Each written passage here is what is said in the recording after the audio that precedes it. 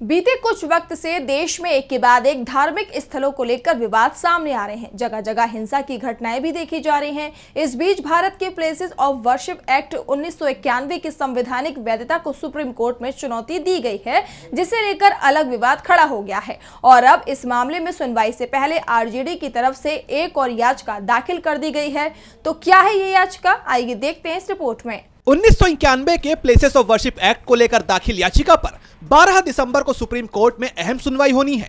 इस याचिका में एक्ट की संवैधानिक वैधता को चुनौती दी गई है, लेकिन मामले की सुनवाई से ठीक एक दिन पहले आरजेडी के राज्यसभा सांसद मनोज झा सुप्रीम कोर्ट पहुंच गए। उन्होंने कोर्ट में इस मामले में हस्तक्षेप अर्जी दाखिल की है। आरजेडी सांसद ने अपनी इस अर्जी में प्लेसेस ऑफ वर्शिप एक्ट 1991 का बचाव किया है।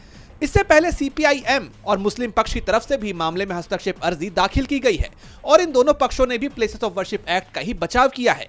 इस तरह कुल 6 याचिकाएं और 5 हस्तक्षेप आवेदन अब तक प्लेसेस ऑफ वर्शिप एक्ट को लेकर सुप्रीम कोर्ट में दाखिल हो चुके हैं, जिस पर chief justice Sanjeev Khanna, justice Sanjay Kumar और जस्टिस केवी विश्वनाथन की बेंच सुनवाई करेगी।